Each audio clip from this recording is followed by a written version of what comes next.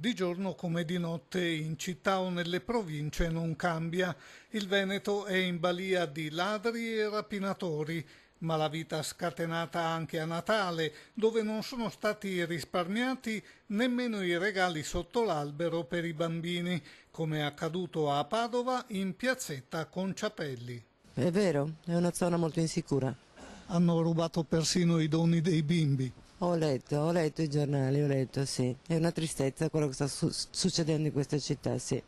Questa è una zona, è sempre stata una zona molto insicura, hanno dovuto ridurre l'orario qui del supermercato perché teneva aperto fino alle 8:30 e quindi c'era gente sempre ubriaca. Penso che ormai sia sempre così, non che adesso sia più grave. A Mogliano, in provincia di Treviso, è caccia ai banditi che hanno sequestrato e rapinato un medico nel suo ambulatorio. Gli investigatori propendono per una banda di veneti. In via Ronzinella i residenti hanno il terrore dopo mesi di continui colpi. Non siamo proprio sicuri. Girano tanti con i telefonini che fanno fotografie di qua e di là per vedere non so cosa.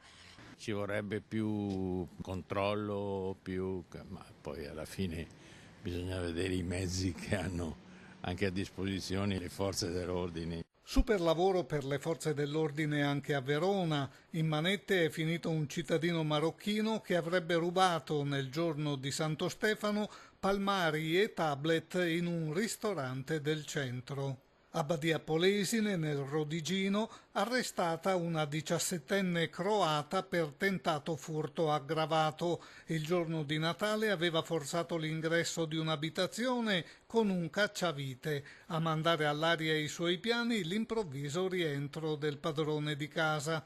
Contro la nuova ondata di criminalità, durissima si leva la voce del presidente Luca Zaia. Io penso che davanti a un bollettino di guerra così noi non dobbiamo rassegnarci, ma alzare la testa e dire basta. Come lo si fa? Chiedendo che ci siano i militari sul territorio che diano una mano alle forze dell'ordine. Le forze dell'ordine sono preparatissime, sono professionali, però sono senza mezzi e senza uomini. Gli uomini ce li abbiamo, sono oggi nelle caserme e sono i militari. Portiamoli in strada e facciamo il pattugliamento del territorio.